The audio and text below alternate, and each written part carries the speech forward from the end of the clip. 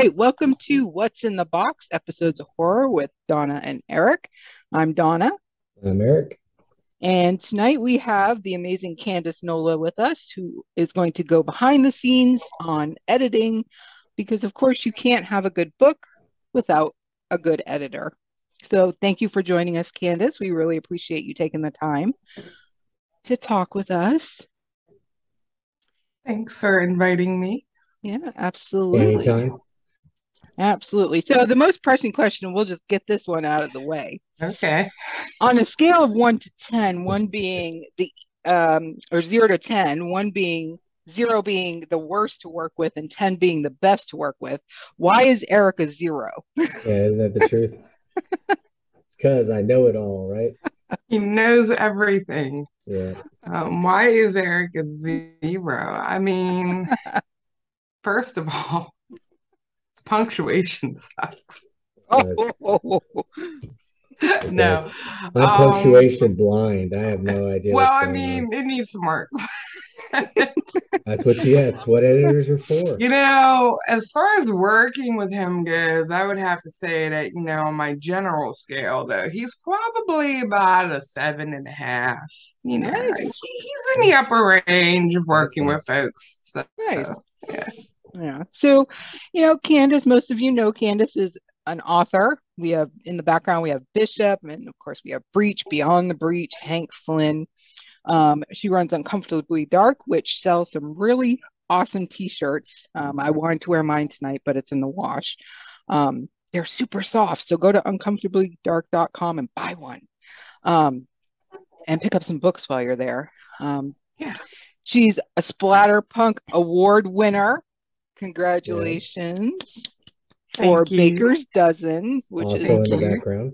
beautiful. Also You can in the see that in the background. background. Yeah. That's the hardcover edition. And I think you could see just the corner of the paperback edition as well. So Yep. Candace, Yep. yeah. It's back there. Yeah. So Candace does pretty much everything. She writes, she edits, Yep. she's a reviewer. She does interviews on her website, the Rusty Chair, I believe it's called. This is for you, but the rusty chair is the one that is up all year. Oh, okay. Yeah. So She she's got, wears many hats and probably will be on the show more than once telling us how to do different things. So yes. Yeah. So Eric, if you want to start off with your first question, that you have for Candace. Yeah, I think the very first thing we should probably just get into are the different types of editing, different things that people should be looking into when they come to an editor. What is everything that an editor can do for you? Everything that an editor can do. Well, a good one or a bad one? Right. Let's go with a good one. Well, Whatever makes the show about 30 minutes. And Yeah. then we'll cut it off at that point. so a good editor is supposed to function as a partner to help you bring out your story to its highest level, I guess. We look at the story structure, we look at the development, we look for punctuation issues and grammar issues and spelling issues, loose ends, plot holes, anything that would bring the story down a level, anything that would draw your reader out of the story, which is the absolute worst thing you can have happen when a reader is into your story, especially if you're new. If you're new and someone grabs your book and they start to read it, and there's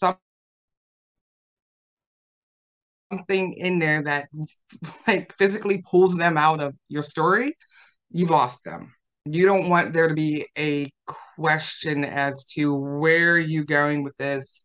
2 pages ago, he said the house was up on the hill and it's big and white, and now we're talking about a residential street and it's a brick house. Like, people become very confused when they read and they expect something to be consistent, and then all of a sudden it's not. It's very jarring and can bring them out of it.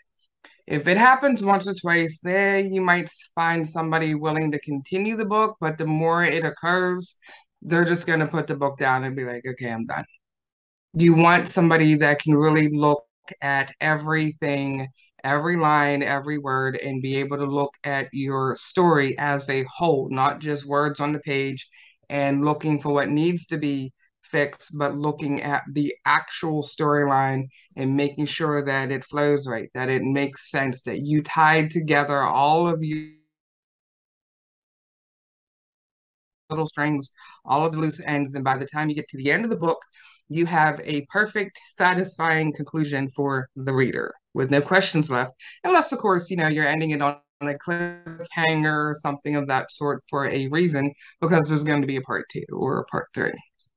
Okay. So that's what I do. Well, and that's a good editor. So we Yeah. know that we're already dealing with that part. Yeah, no, I know it may have been on the list, but do you find it difficult to edit something if you're just not into it?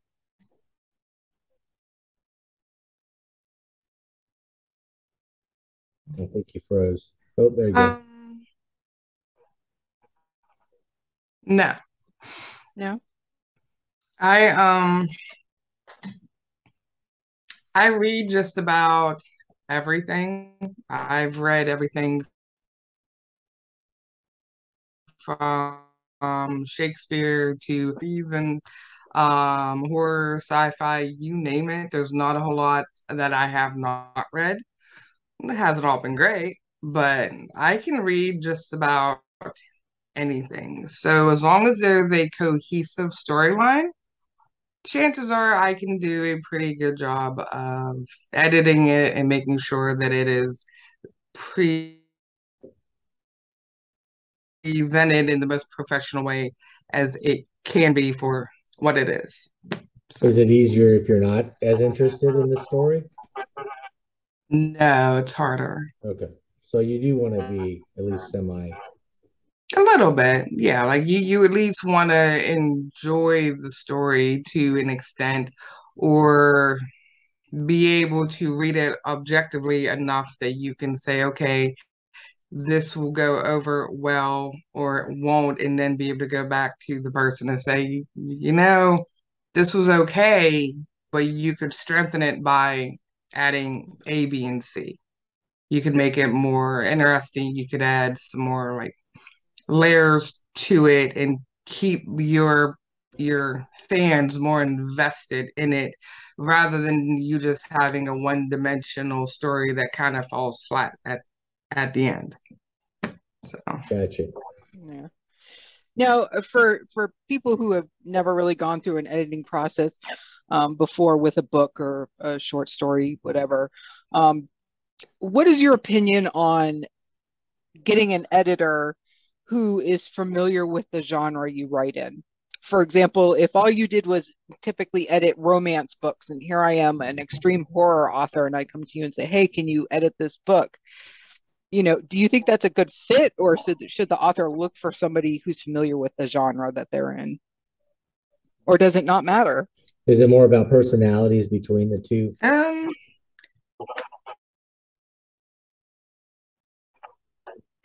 It's a combination of both.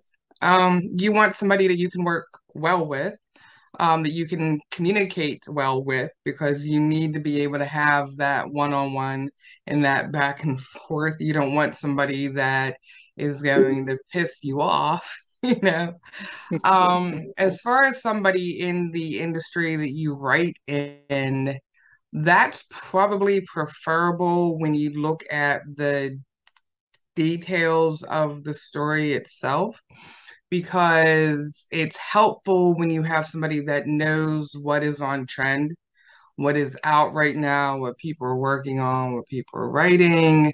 They can help look at those plot lines that you may have that maybe somebody else just came out with and say, hey, you know what? So and so just did this. You might want to change this up and add a piece or add a part. If you have somebody who's more on trend with what you're trying to write, I think you would get more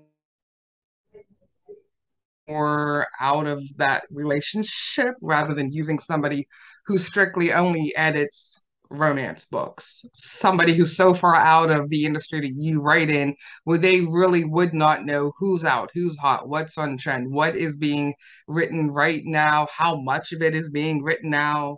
Like, I think it takes a little bit away from that overall partnership and the feedback you could have. Yeah, that makes sense. You And know? I figured that would be your answer, but I was just curious if it, if it really mattered or. I would think it's almost like some of the narration people I've run into where they are very genre specific. There are Yeah. times when you'll meet people that I will only work with X. They don't, especially with extreme horror stuff, they don't ever want to touch anything like that. Yeah. Yeah. So when you guys, what's the best way to approach the editing project? I mean, when do you like to get involved as the editor?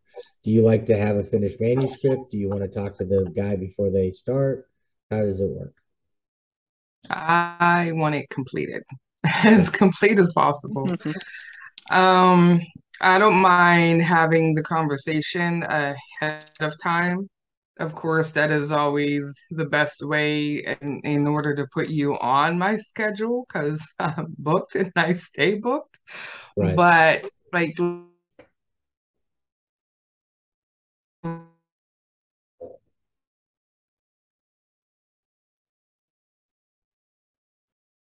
Looks like Candace is having some internet Yeah. issues. She'll be back. Yeah. As a writer, I do not like giving anything over that I don't feel is there. You know what I mean? Yeah. So when I get to that editing process, I have gone over the piece multiple times myself, editing it the best way I would edit it. And then I need the editor to catch all the things that my head just immediately fills in for me. And that's why I don't think I could ever be an editor, as one that does the things and fixes everything. Right. Uh, Nope, she just popped out. She says she'll pop right back in if she gets disconnected. So I'll get to that point, but I am blind to punctuation, sometimes words, I just think I typed it or it's there and sometimes it's not, I'll miss the word completely. And that's what I love about the editor. But I also love it if you give them a completed manuscript that's where you want it to be, then it's so much easier for the editor to find the process, any of the problems she was talking about, any of those issues where you have, maybe, the details get mixed up. I know one time I had written a complete story and I mentioned a character in like chapter 3 and never mentioned him again. And they were actually supposed to have an arc. And somehow I had gotten lost in the process of writing everything else, and I never went back to that character. And so, it's stuff like that that the editor can really help you with. Yeah. But most importantly is you just want a clean copy, as clean as you can get it. And, like they always say, professionals, people that go through the publishing houses and stuff, they even have mistakes in their work and stuff. But I feel like the readers give them more of a longer leash because of the fact that they're backed by a publishing house. Sorry. That's all right. That's all right. We were just talking about you. Now you're back, so we'll stop and we'll get to the next thing. And all right. Well, no, I was just discussing about my process as a writer, coming to the editor, hoping that they'll catch all of the weird things. Like if I in the past, I've written that one part where I had a character that I meant to have an arc, mention him early, and then never mention him again. And then, and I don't know if I would have caught it as quickly as the editor did. Right. So what were we discussing? And we're just going to go, I'll tell you the truth, we're just probably going to cut half of that out and then cut it back together and it'll look fine. That's fine. What were we answering? At what point do I want somebody to approach me? Yeah, what process do you want? Yeah, of course you want to have them get on your schedule first. Yeah, get on the schedule and then send me the manuscript when you feel it's completed. Right. I don't want it in pieces because I work fast. I have a team. We have a process. Like when I get somebody on the schedule, when your manuscript comes in, it's going out the same day. Like, And so what we mean that though is when you're saying I'm going to schedule you and then you bring me the piece when it's ready, mhm. you need to be ready on the day that you guys schedule it, right? So, um, or do you want that like a day or pretty ballpark? close. Right. Like, or let me know. Like, say, hey, I need another couple days. I'm going to be late. Like, I'm not going to take you off the schedule if you don't send it me that same day, but let me know. And then when it comes in, you can absolutely expect that it will start that day. Yeah, and as you said earlier, it's a partnership really Hmm. between the editor and the writer, and Yeah. writers need to remember that they're there to Hmm. help. The editor's there to help you. If you're Right. having an issue, contact the editor. Don't dick around and don't be coy or cute about it. Just talk to the editor and get it done because Yeah. you'll find it's 10 times smoother that way than Mhm. trying to whatever because you feel like you made a commitment, you're not meeting up to it. Don't worry about it. Be professional. Contact the editor. It'll almost always work out in everybody's favor. Mhm. So trying Right. to think what else do we got? So how long does it usually take to edit a novella? Well, I mean, length of time depends on several things. Right.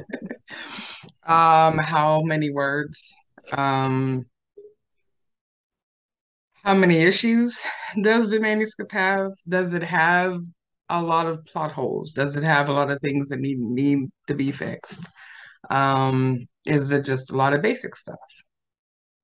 Typically, my turnaround time for a novella is 14 to 21 days. Typically, And in novella, we're talking what, like 40, 30 to about that. 50,000, something like Yeah. that. So 30 to Hmm. 50,000 words is going to be your novella. Hmm. So, Yeah. That's a pretty good turnaround time. Yeah. Mhm. And Anything less than that, I can turn around usually in about 1 to 2 weeks. Typical for like 30,000 or less would be about 7 to 10 days.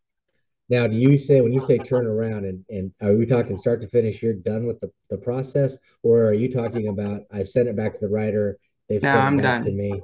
Okay. Now, Done. how many times do you want to go through this process? Are As you many doing it? times as it takes. Okay. So, but But I'm saying if you get to the end and you're like, okay, I've edited it, here's right. everything I suggest. Do you look at it again once they've Oh made yeah. the choices? Okay. So my normal process would be, so for something that comes to me pretty clean, it would go to my team the first night. So my one person will look at all of the basic stuff and they'll do all of the grammar and the punctuation, all the just the things you can basically run through like Word.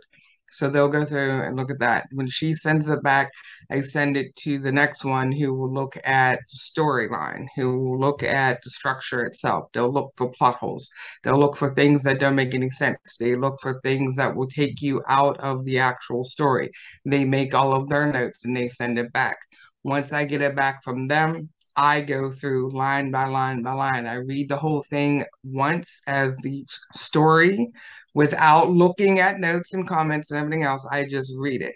Then I go back through and I go line by line by line and I go over everything from grammar to typos to the plot holes, loose ends. I look at what my team has already written and what they've already changed. And if it's correct, I will leave it. If it's wrong, then I'll fix that and educate whoever, because they're trying to also like learn and improve their skills too. So I will let them know.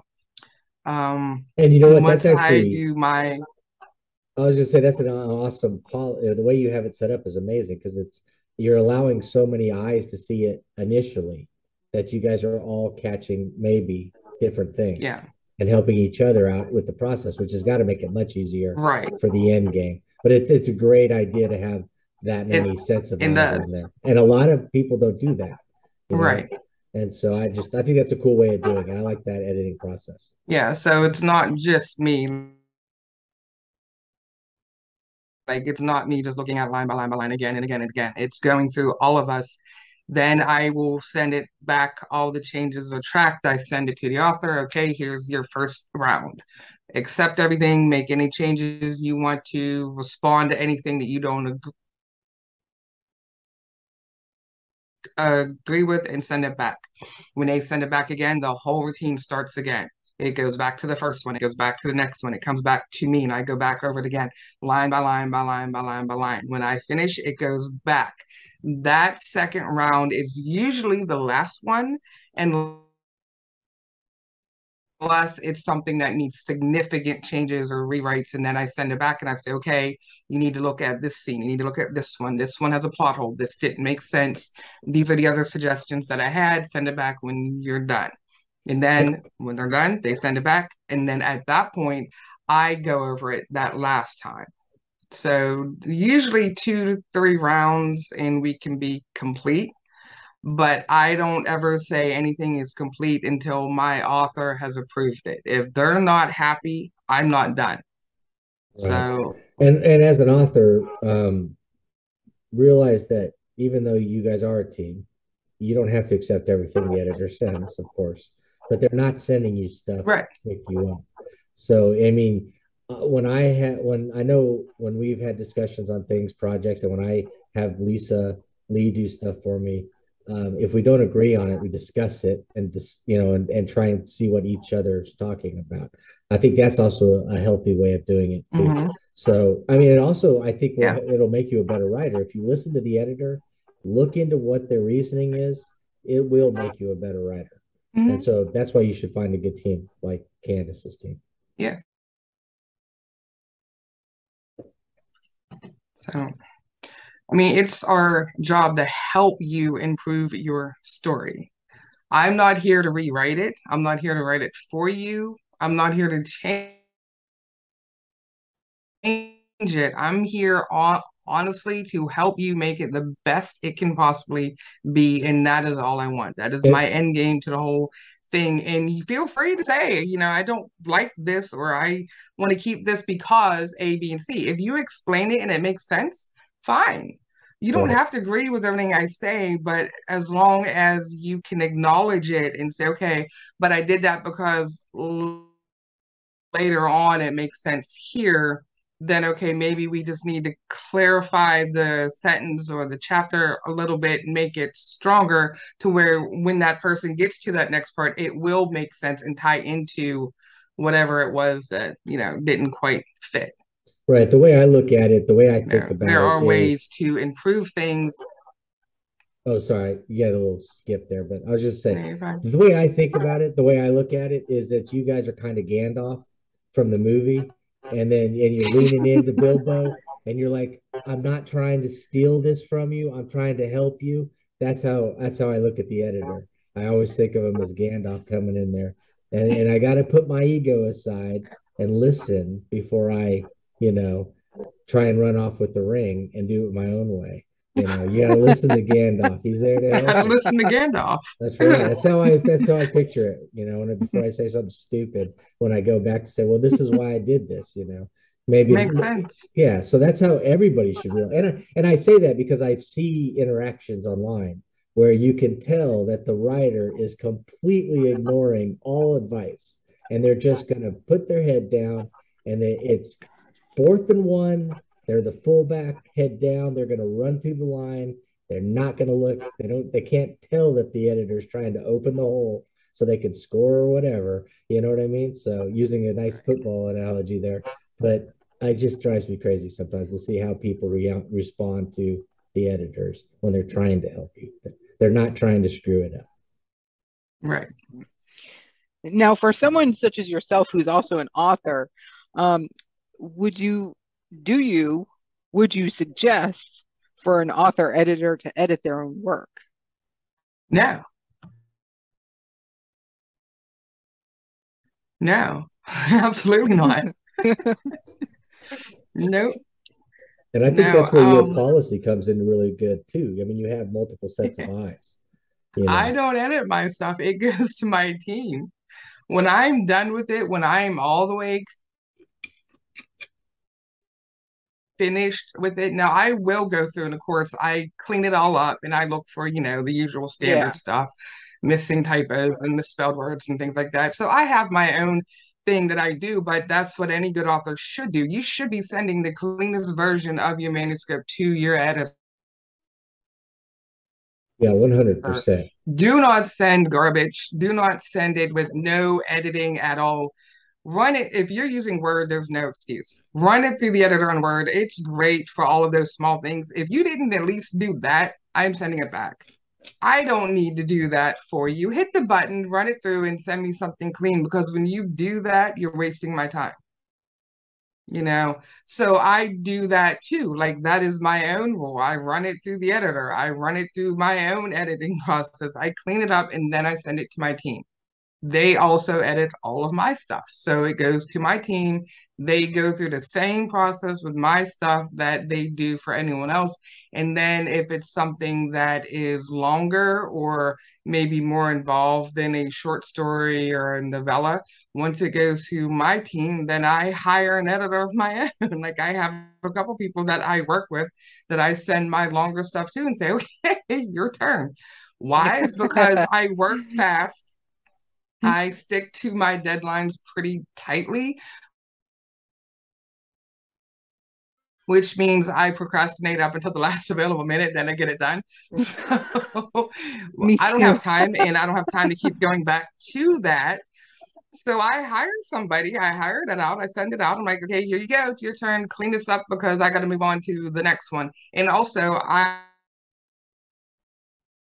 literally just wrote it. I'm too close to it, and my brain is going to fill in what I thought I said because I thought that's what I said, but that's not what I typed. Yeah. You cannot edit your own stuff when you are so close to the story and you've been living and breathing it for 6 months, 6 weeks, 12 weeks, however long it took you. Your brain will automatically fill in what you thought you said because you've been thinking it and reading it for so long, but that is not what you typed. I guarantee it. It's not what you typed. You did professionally. So yeah, because I know, like, Patrick Harrison, he's an author, and I know he does editing. So I was just curious, like, what would be, I guess, etiquette. I mean, I guess an author / editor could just do their, own editing if they wanted to. I know quite a few that are quote unquote author editors that do their own. You can, but it also depends on how much time did they take. Like, are they putting that story to the side for a couple weeks? Are they putting it down for 6 weeks to a month? Because if you've been doing it for a long time, you know to do that. You know, okay, I need to let this sit. I need to get it out of my head, move on to something else, and then go back in a couple weeks. And then, yeah, I mean, of course you can, but it just depends on your time frame and your schedule. My schedule doesn't leave time for me to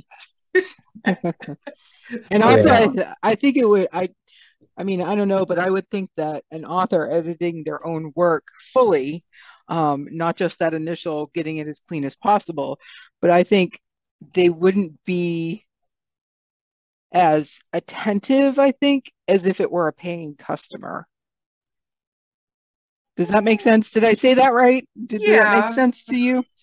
and that would make sense, but it also depends on their professionalism too. Yeah. The more professional an author is, and the more motivated they are that they really want to do this.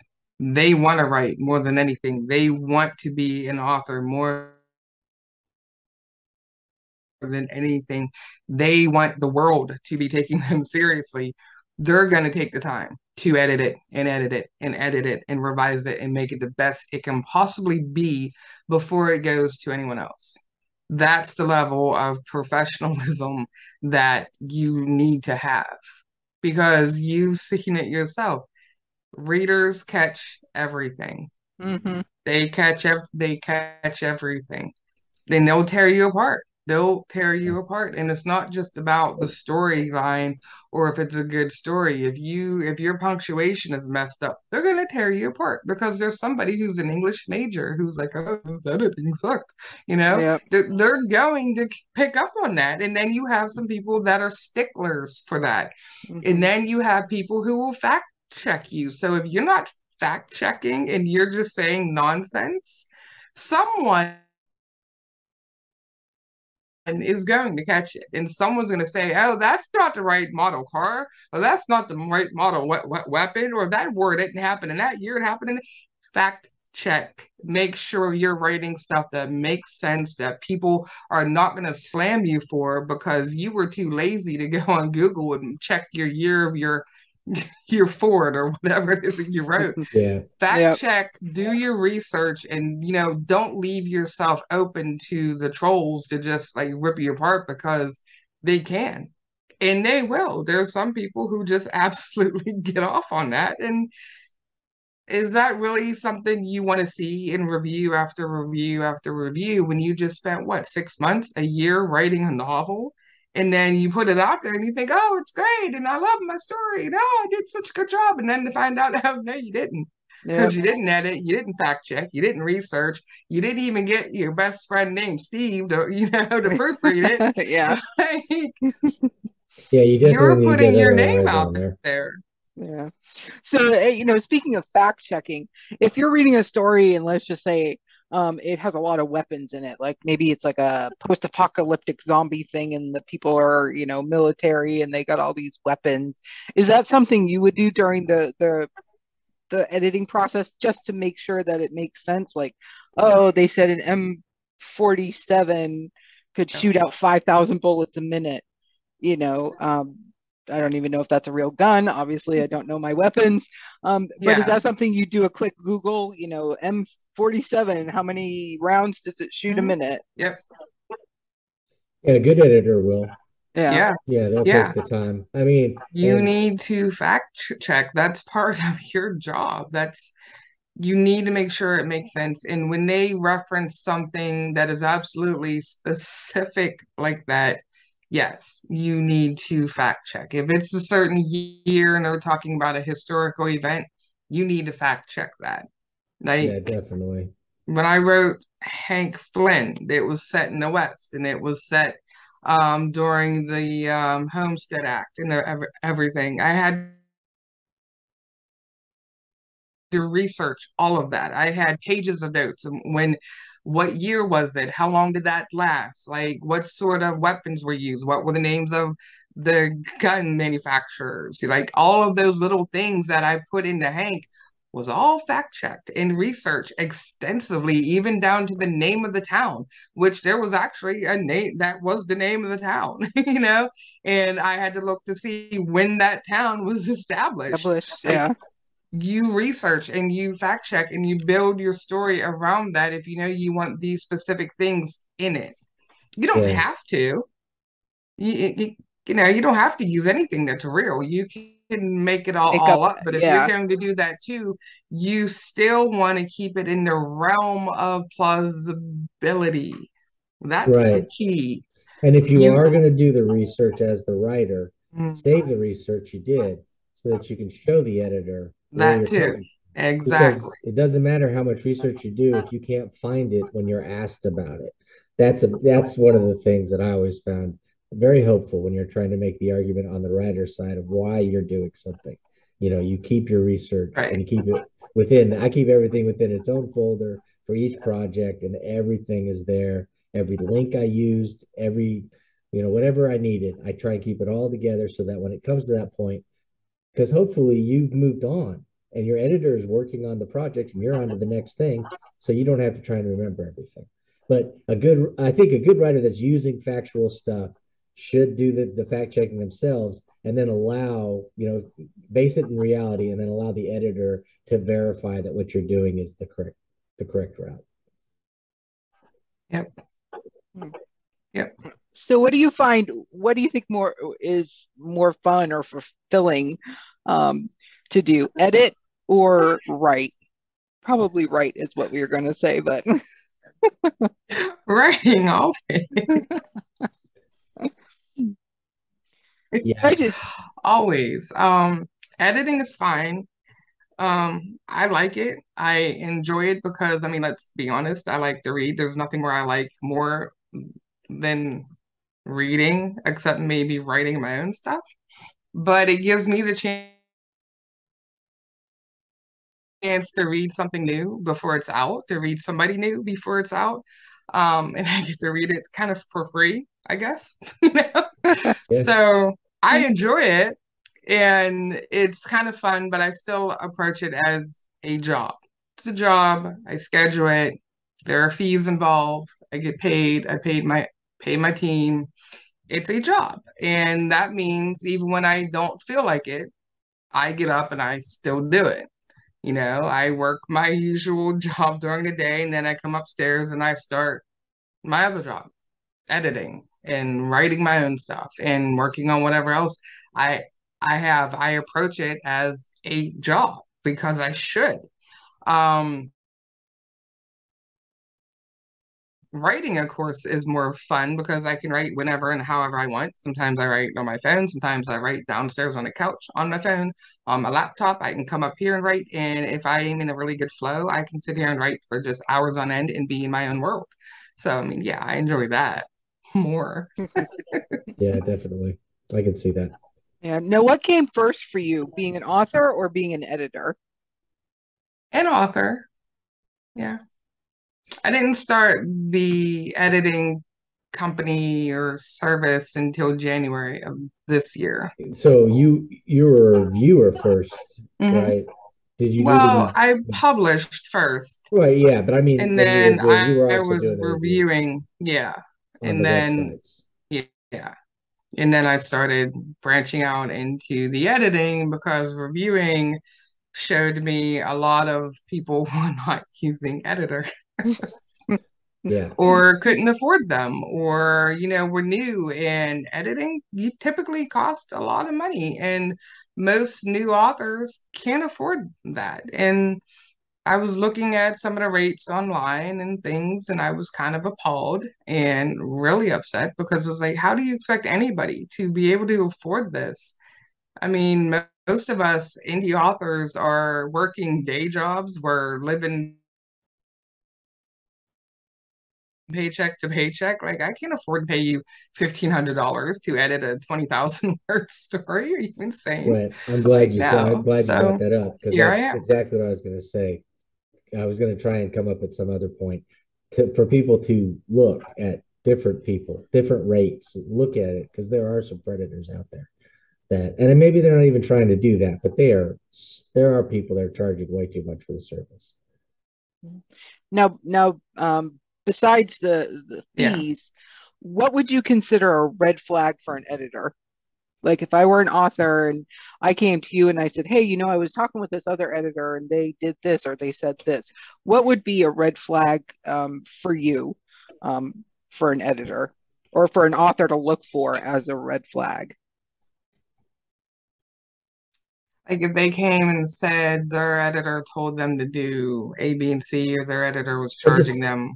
yeah, what would you say an editor that's not doing a bad editor? I mean, honestly, this is what we're asking: is if somebody approached an editor, what would An you editor look that says, for? "Hey, I ran this through Grammarly." Yeah, Yeah. yes, I've Okay. heard the Grammarly one. That's funny. Grammarly is not not an editing tool Yeah, for authors. Grammarly is for students. Grammarly is for business professionals for maybe, writing an essay or a report. Grammarly is not an editing tool for any type of an author. It's not even designed to do that. So if an editor comes back to you and says, "Well, Grammarly said this," then I'm leaving you in a heartbeat because no, I'm gonna laugh and just I don't think so. yeah. No. No. Um, if they're trying to tell you things like if their suggestions are, well, I would do this and this with this character because I feel like it would make more sense. When they begin using words like I feel like you should without any other justification other than that's their personal preference, for me, that's a red flag. That tells me they're trying to rewrite your story to suit them, not trying to strengthen your story to suit the market that you're trying to push it to. There's a certain way that a professional editor will word their suggestions to you, and it has nothing to do with, I feel like you should, or personally, I would. No. You're not paying me for my personal opinion. You're paying me to do a professional job and give you a professional perspective on your writing compared to industry standards.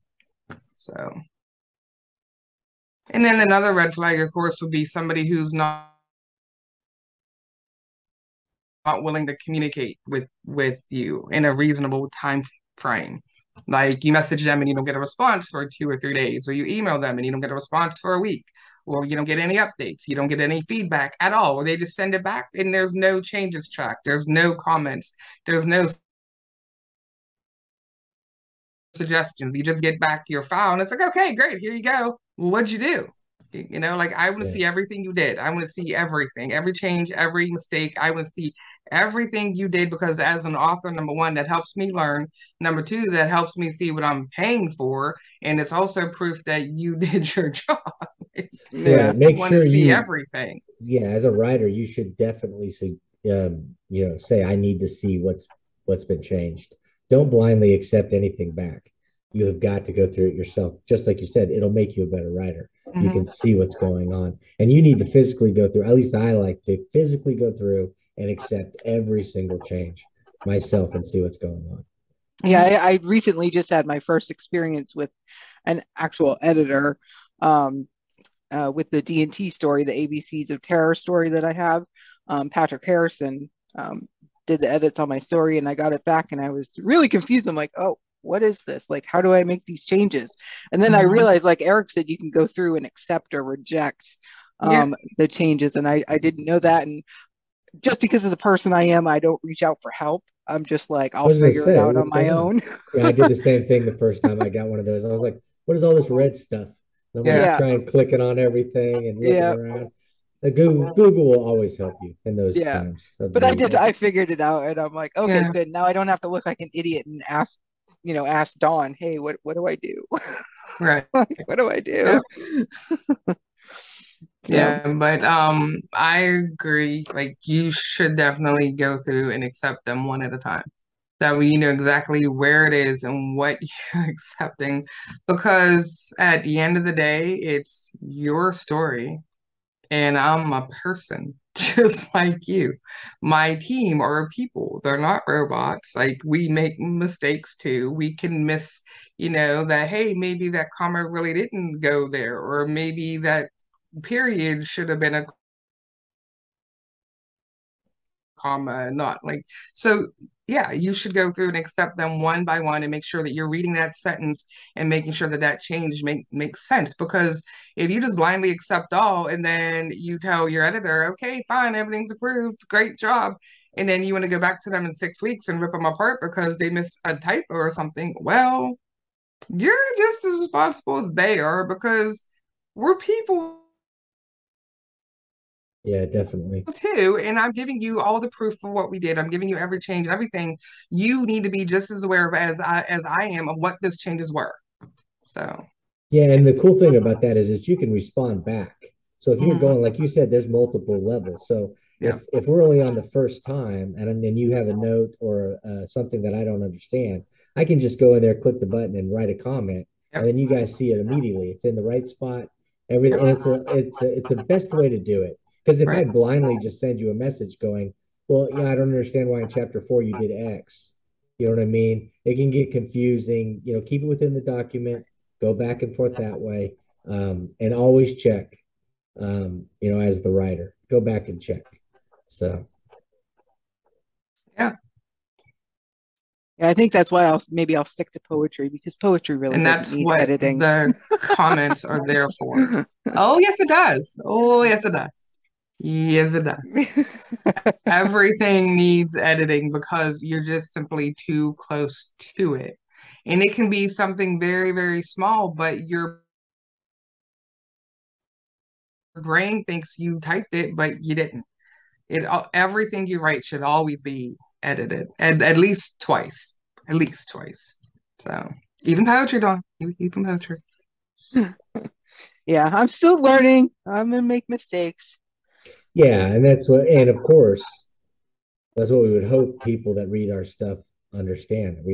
It's a learning process. We're all in the different levels of it, but we're still learning, and that they Yeah. would be more forgiving. But man, as you said earlier, some of these people just get off on making sure that our lives are miserable because we missed a comma or we misspelled a word or we forgot to put a word in the thing. So Yeah, I wonder if they would do the same to like Stephen King, because I remember I recently read, I say recently, but probably end of last year, Salem's Lot, for the first time, and I noticed some spelling errors, and they misspelled someone's name, from the way that it had been previously spelled.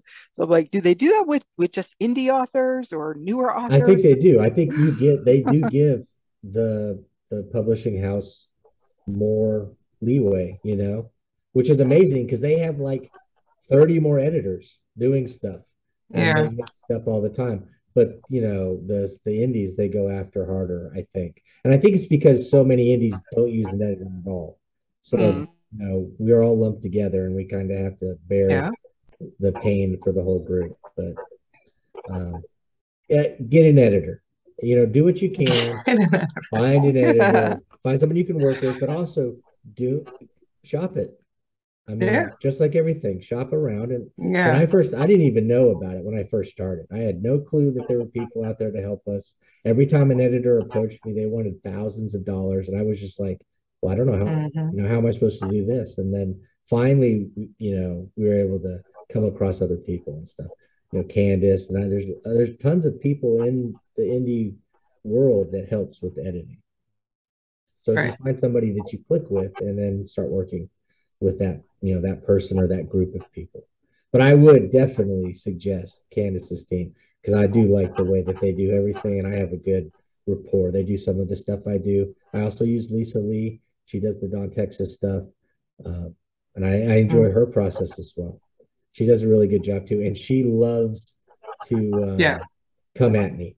She won't let anything slide. If there's even a hint of BS coming out of me, Right. she catches it and tells me, this is BS. You need to fix this. I kind of like that. So, but Mhm. you got to find an editor that works and matches with your personality. Because I know Yeah. some people may not like that, but I do. I like that. Candace does the same thing. Candace is like, this is ridiculous. What are you doing here? She'll tell you that. She'll let you know if you're off the path. She also will let you know when you're doing the stuff the right way too. And that's always nice. Find somebody that you can work with and that Mhm. matches up with you. And don't be scared to challenge it. They're Right. not your boss, they're your editor. If you have a point, challenge it, but don't be a dick about it. So Right. that's what I got for you. That's Right. don't be a all I got. dick. That's what I could give you. We could do Don't this. We be a could do a dick. quick hits. Get an editor. Don't be a dick. There it is. Quick hit Yeah, done. So let's go. But yeah. yeah, Don't be no, a I dick. think and it's a funny thing because a lot of times people will tell you you got to have a great cover and you need to edit. And some people don't have the money for both and they're going to do either or. And a lot of times I feel like people go with the cover because the only editing people they're finding are the ones that are asking thousands of dollars. So, Yeah. go out there, find the groups on Facebook and all that, and ask around, and you'll find somebody. All right. One Yes. last question for Candace. If you could edit any author's work at all, whether it be an author who's passed away or a living author, who would you want to edit their work? I mean, That's a tough question. it's not even a question for me. That would have to be Stephen King because lifelong fan. Like I got my start with him in the stand. I was about 10. Freaking never looked back. Like I have every book he's ever written in a bookcase over here to my left. And I mean every book he's ever written or has been in, like I have. Um, that would be just a lifelong dream. As far as indie authors go, I've done quite a few I was gonna of say them you've at done this a Yeah. point. lot. I mean, pretty much.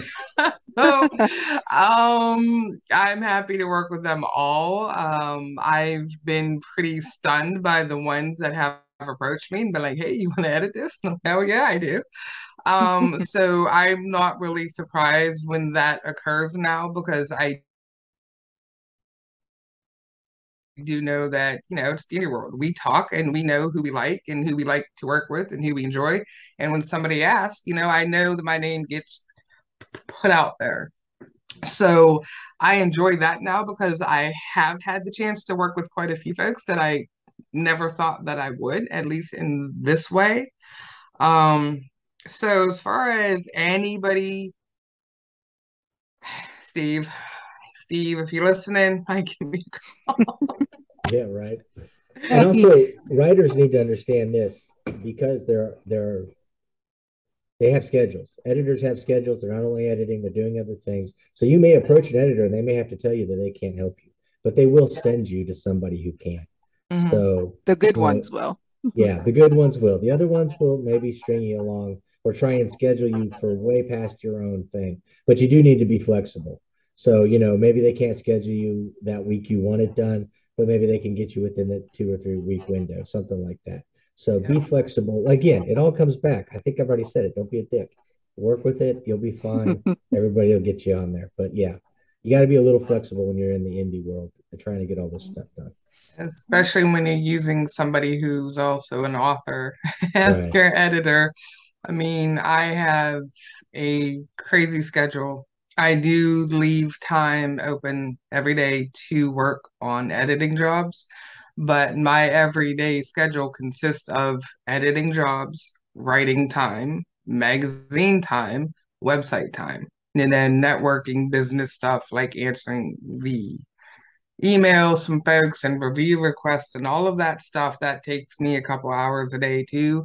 And I have a day job, and I've been on a couple of interviews in the last couple months now, and I have said a couple of times, I work 19 hours a day. That's not an exaggeration. Eric can pretty much tell you that it's not an exaggeration because we chat late night, like late Mm. night, and I'm working. Yeah. My day starts at 5 a.m. and I'm up when he's working at 1 in the morning, my time. I'm still working. I work 19 hours a day. My schedule is packed, but I leave room every single day for everything that I need to do, and I stick to that schedule. If I schedule you, your job will be worked on. It will get back to you in the time frame that I have in mind, unless, of course, it needs extra work, at which point I'm letting you know, hey, it needs extra work, or hey, this is where we are, we're halfway done, whatever it is. But I make every effort to stick to whatever time frame I gave you. So don't be a dick. You There you know, go. we all have Hey, schedules, we we all need have that on a shirt. lives. We need Yeah, to Yeah, get don't like be that a on a dick. shirt. Yeah. patience is key. It's all about patience though, and especially if you want somebody who you can afford, who's very good at what they do. You may wait a month, but if it's important to you, you'll wait that month and you'll start the next story you have to do. Or you'll make sure you're letting that person know ahead of time, hey, I'm working on something. I'll be done in this month. Can you put me on a schedule now? Let somebody know ahead of time as soon as you can if you know it's somebody you really want to work with, make sure you can get on their schedule and they know as soon as possible. That way, when you are prepared, they're already expecting you. You're already on their schedule for that month. Maybe you don't have a date yet, but that month. Do what you can on your end to make sure that you can get the person that you want and that you keep them informed of your schedule and you're being cognizant of their schedule too. Yep. All right. Just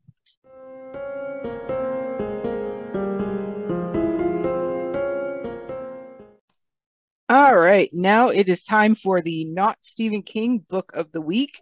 And this week we have The Glut by Matthew Cash. If you know me, it's probably not a surprise that I adore Matthew. I've not read a bad book by him, and he's very underrated. His books do not get the recognition that they deserve. That's why I decided to feature his book, The Glut, today. This book, it's body horror, but it's a little bit cosmic horror. Basically, it's what would you do if you could take whatever vice you have and get rid of it? Are you an overeater? Do you have a drug addiction? Are you a gambler? Do you have a sex addiction? If you could get that addiction or vice out of you by performing a certain disgusting ritual, would you do it? And so it follows a character who, Vince, and he decides he's morbidly obese and he decides he wants to get his vice out of him of overeating. He follows the ritual and he starts to lose all kinds of weight. But then he finds out there's an unknown consequence of getting There that always vice. is. Yeah, there always is, of getting that vice out of him. It's a little bit gross, as I'm sure leads It's a you to believe great with the. cover. It's I a love great his cover. Yeah. He does Yes. put out great covers on Yeah. his stuff and great books. So Yep. So give this a shot if you're into the disgusting and body horror and a little bit cosmic horror. It's a great story by a great author. Give him a chance. I we'll think put the you'll. link. We'll put the link below, so you guys easy to do. Just click the link. Go buy the Yep. book. It's not that hard. Yep. Look on Goodreads because I've left reviews on Amazon and Goodreads for this. So definitely check that out. Like Eric said, we'll have the link below. We'll also have a link below to Candace's website, Uncomfortably Yep. Dark. And some of her books and whatever else she asks us to put a link up for, because Yep. you need more Candace in your life. You do need more Candace in your I life. can guarantee your life will get better. And I'm just doing that so she'll bring some of her daughter's amazing desserts to AuthorCon in April. Oh, right. Yeah, that'd be nice. It's exactly It's already what in I the don't plan. need. I don't Already in need the what I do plan. now. Yes. So yeah, Candace, thank you so much for taking the time to join us tonight. We really appreciate you. You're one of my favorite people. I'm sure you're one of Eric's favorite people. So we will thank you everybody for joining us. And Thank you. we will see you on the next episode. All See you right. later.